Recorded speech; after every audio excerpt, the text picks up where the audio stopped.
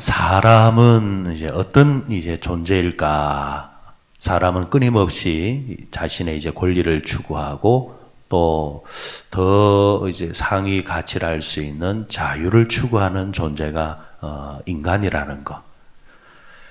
그런데 사람이 자신의 이제 권리가 이제 침해당한다, 아니면은 자유가 침해당한다, 그러면은 어떤 반응을 보일까? 많은 학자들이 이제 연구하고 이제 실험을 해 보았습니다. 심리학자들은 아마 사람들은 본래 자신의 이제 권리와 자유를 추구하는 사람인지라 그런 부분에 있어서 침해가 온다고 한다면은 반드시 나름의 저항을 할 것이다라는 나름의 이제 낙관을 했는데, 실험을 통해서 알아보니까 사람은 꼭 그렇지만 않더라는 겁니다. 분명히 자신의 권리가 침해를 당하고 있고 자신의 자유가 침해를 당하고 있음에도 불구하고 그것을 저항하기 위해서 그 사람이 무언가에 대해서 대가를 치러야 된다라고는 문제가 발생하게 되어지면은 이제 저울질을 한다라는 거죠. 내가 저항을 통해서 오히려 피해를 보는 것은 아닐까? 아니면 손해를 보는 것은 아닐까? 내가 괜한 짓을 해가지고 긁어서 붓으로 만드는 것은 아닐까? 라는 그런 생각하에 의외로 많은 사람들이 자신의 권리를 포기하거나 자유를 포기하는, 맹목적으로 그 무언가의 힘에 지배를 받고 그 속으로 들어가는 그런 모습들이 인간에게는 많이 있다라는 겁니다. 예를 들면 인류의 역사를 통해서 보게 되어지면은 공산주의는 보십시오. 개인의 권리가, 자유가 정말 많이 침해를 받는 거잖아요. 그렇죠? 그런데 침해를 받음에도 불구하고 사람들은 그 공산주의를 향해서 어떻게 합니까? 속은 어떤지 모르겠지만은 겉으로는 열광하는 모습을 보여주고 있지 않습니까? 한 번씩 우리가 TV를 통해서 공산주의 사람들, 그들의 지도자가 나타났을 때에 분명히 평상시에 그들은 많은 침해를 받는 사람이란 말입니다. 시골에서 그 위에 평양까지 올라오기 위해서 고생도 해야 되고, 그리고 불편도 감수해야 되고, 오랫동안 서 있을 때에 졸면은 큰일 나기 때문에 옷 구석구석에다가 자세가 조금만 흐트러지면은 의도적으로 바늘로 찔리게 하기 위해서, 그래서 안 졸기 위해서 곳곳에 바늘을 이어 놓는다든지 날카로운 무언가를 넣어 놓는다든지, 왜 그렇게까지 하면서까지 저들은 저렇게 하는 걸까라는 거. 똑같은 인간인데 사람들은 만약에 진리를 알면도 불구하고 그 진리를 얻어내기 위해서 치러야 되는 그 대가, 그게 부담스럽다라는 겁니다. 그러니까 그냥 그 속에 파묻혀가지고 자유를 침해를 당하더라도 그냥 그 길을 가버리는 겁니다. 공산주의만 있었던 건 아니죠. 그 옛날에 히틀러의 그 나치즘을 보게 되어지면 그들도 마찬가지란 말이에요. 그러니까 인류가 걸어왔던 굵직한 큰 이념, 그런 사상, 그런 부분들을 추격해 들어가 보면은 인간은 의외로 자신의 권리와 자유에 대해서 침해를 당할 때에 저항하기보다는 오히려 불편을 감수하면서까지라도 그냥 그 속에서 파묻혀 사는 습성들이 의외로 많더라는 이야기입니다. 자, 이제 이런 인간의 습성을 정신 의학자였던, 그리고 그 사상가였던 에릭 프롬이라는 사람이 있었습니다. 이 사람이 쓴 책 중에 아주 유명한 책이 있는데, 그 책의 이름은 진리로부터의 자유, 진리로부터의 자유라는 진리로부터 도피라는 책이 있습니다. 우리는 진리로부터 자유를 얻어야 되지만은, 그러나 반대로 인간은 진리로부터 도피라는 습성을 가지고 있다라는 거죠. 왜 사람들은 진리를 쟁취하고 진리를 얻으려고 하는 것이 아니라 오히려 진리로부터 도피를 하려고 하는 걸까? 진리를 모르면 괜찮은데 모르고 가는 거에 어쩌겠습니까? 그죠? 그런데 아는데, 알고 있음에도 불구하고 왜 사람들은 도피를 하려고 하는 걸까? 라는 거. 이유는 간단하다라는 거죠. 자, 하나의 자유의 문제가 생겼습니다. 내가 빼앗긴 이 자유를 얻어야 되는데, 그런데 이 자유를 얻으려면 동시에 반드시 생겨나는 게 뭐냐니까, 이 진리를, 자유를 얻기 위해서 치러야 되는 우리의 수고, 우리의 노력이 동시에 발생을 한다라는 거죠. 발생. 과거 우리나라도 여러분들 민주화라든지 이런 부분이 있을 때에 사실은 그냥 얻어진 건 아니잖아요. 반드시 뒤에 뭐가 붙었습니까? 그걸 얻어내기 위한 나름의 저항이라든지 그런 수고라든지 땀이 있었다라는 거죠. 대중문화는 어떠냐? 보통은 이 에릭 프롬의 이 자유로부터의 도피는 도피하려고 한다라는 거죠. 도피하려고. 왜 도피를 하려고 하느냐? 책임이 있어서 책임지고 싶지 않냐는 그런 갈망들이 사람들은 있다라는 겁니다. 여러분, 정치사회에서 전체주의라는 게 있습니다. 여러분, 우리나라 국회는 어떻게 보면은 300명의 각각의 사람들이 앉아 있지 않습니까? 각각의 사람들. 각각의 사람들이 앉아 있는데 참 희한한 것은 어떤 주제가 나오면은 우르르 몰려가는 것처럼 그냥 뭐가 정해지면은 개개인의 생각이 없다라는 겁니다. 이유 불문하고 그냥 한쪽으로 몰려버립니다. 양쪽이 돼버리는 거죠. 각자의 생각이 있는데도 불구하고 그 각자의 생각을 포기한다는 거죠. 왜? 쉽게 살고 싶은 겁니다. 쉽게 살고 싶다라는 거. 왜 그러냐? 개개인의 자유를 가지고 선택을 하면은 뭐가 따라붙는다는 겁니까? 거기에 대한 책임이 따라붙는 겁니다. 근데 책임에 있어서 벗어나는 제일 좋은 게 뭐냐니까 묻혀 들어가는 겁니다. 묻혀 들어가 버리면은 그거 내가 그런 게 아니라 그렇게 한다니까 나는 거기에 같이 편성한 거야. 이러면은 어떤 사건을 통해 가지고 안 좋은 결과가 나왔을 때에 분명히 결과는 나왔는데 책임지는 사람이 아무도 없어진다라는 거.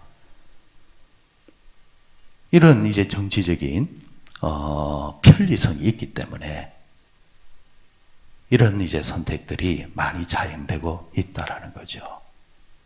이게 여러분 정치인들만 그러냐? 아닙니다. 사람이 모여 있는 곳에는 늘 언제나 이런 부분들이 있다라는 겁니다.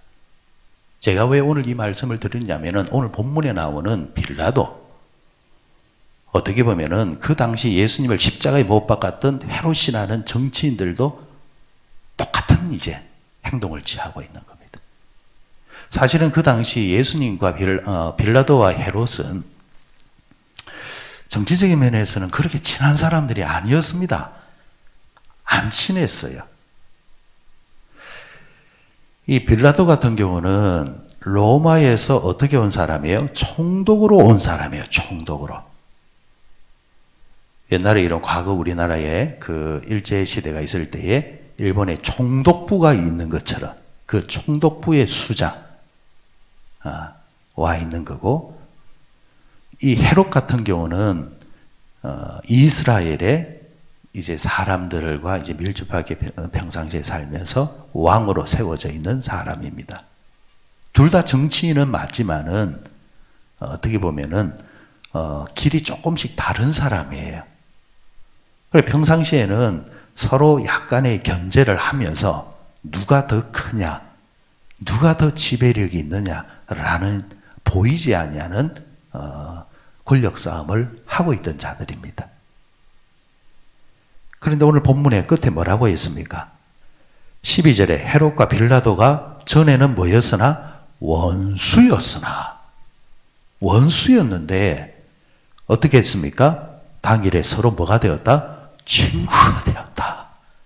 친구가 되었다. 라는 것.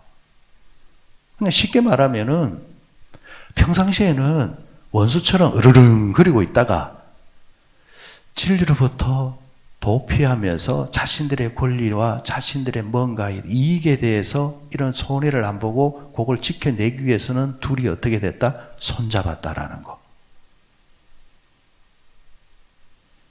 빌라도와 헤롯이 보여줬던 모습입니다. 자, 그러면은 빌라도나 헤롯은 진리를 모르는 사람들이냐? 진리를 아는 사람입니다. 예수님이 하나님의 아들이라는 그 수준까지는 모른다 할지라도 예수님이 죄가 없다라는 단편적인 진리에 대해서는 알고 있던 사람이라는 거예요. 그러면은 이 알고 있는 진리에 대해서 이들은 어떻게 행동을 취했습니까? 그 진리를 지키기 위해서, 그 진리를 방어하기 위해서 자신들의 정치적인 부담을 감수를 했느냐? 안 하잖아요. 오히려 진리보다는 진리로부터 도피해서 자신의 이익과 뭐가 부합되는지 계산을 딱 따져보니까 진리를 거스르고 진리를 모른 척하는 게 우리를 위해서는 낫겠구나. 그러면서 지들끼리 손을 딱 잡아버리는 겁니다. 그런 면에서 여러분 신앙의 이야기로 들어가면 신앙생활을 하면은 어느 정도부터는 우리가 어떤 게 신앙인의 자세인지 어떤 게 믿음의 자세인지 우리는 압니다. 이 자리에서는 내가 어떤 말을 해야 되는지 어떤 말을 하지 말아야 되는지 압니다. 그럼에도 불구하고 반대편에 서는 이유는 뭘까? 진리로부터 의도적으로 도피하는 게 지금 당장 나에게 그게 편한 길이고 유익한 길이기 때문입니다. 하지만 예수님은 어떤 길을 걸으셨습니까? 요한복음 8장 끝에 보면은 그 유명한 말씀이 나오죠. 진리를 알지니 진리가 너희를 자유케 하리라. 진리의 이 자유로움을 누리기 위해서, 자유를 주기 위해서 예수님은 그러면은 공짜로 그것을 쟁취하셨습니까? 대가를 치루었잖아요. 십자가라는 그 어마어마한 고통의 자리를 감수하셨습니다. 그 감수로 통해서 우리에게 자유라는 걸 주었단 말이에요. 믿음의 자유, 신앙의 자유, 죄로부터 자유, 마귀로부터의 자유. 그러므로 통해서 우리가 하나님께 나아갈 수 있는 구원의 길을 얻게 된 겁니다. 우리의 삶을 돌아보면 과거의 우리의 어른들, 고생세대들 진리를 알았습니다. 삶의 진리. 내가 고생을 해야, 내가 수고를 해야 나의 후대와 내 자식들이 나보다는 훨씬 잘 사는 길을 걷게 될 것이다. 이걸 알았기 때문에 자신의 당장의 이익을 내려놓고 편한 길을 내려놓고 고생의 길을 자처했단 말이죠. 그러므로 통해서 그 후대, 다음 때가 어떻게 되었습니까? 좋은 길이 열렸잖아요. 그런데 오늘날 젊은 세대를 보면 불안한 부분이 이겁니다. 예를 들면은 자식을 낳아야 된다는 걸 압니다. 이렇게 계속 가다가는 일군 절벽에서 떨어져서 나라가 없어진다는 소리도 듣습니다. 그렇지만 당장의 내 개인의 삶으로 적용하면은 아이를 놓게 되어지면은 내가 불편해진다. 우리의 삶이 어려워진다. 나는 그 어려움보다는 우리끼리 즐기는 게 더 낫다. 모르는 게 아니라 알림에도 불구하고 편한 길을 가는 겁니다. 한 예로 말씀드렸지만 지금 전반적인 사회에 흐르고 있는 이런 개인주의, 헤롯과 빌라도가 손을 잡는 것처럼 실제의 삶에 손을 잡는 일들이 오늘날 너무 많다라는 거죠. 그럼 결과적으로 그러면 이것이 영원히 지속되어지는 원리일까? 천만의 만만의 말씀입니다. 오히려 시간이 지나면 오늘의 이 달콤함이 나중에는 쓰다디 쓴 인생의 결과로 나를 찾게 되어지고 우리의 삶에 오게 된다는 것. 반대로 지금 당장은 쓰지만 예수님께서 이 진리와 이 복음의 권리를 얻기 위해서, 주기 위해서 십자가의 길을 걸으셨을 때에 그 뒤에 찾아온 은혜는 말로 다 표현할 수 없는 그런 귀한 길 우리에게 열어주셨다라는 것. 이제 우리는 어떤 길을 걸어갈 것인가 라는 것. 보이지 아니하는 빌라도와 보이지 않는 헤롯이 저와 여러분에게 손을 내밉니다.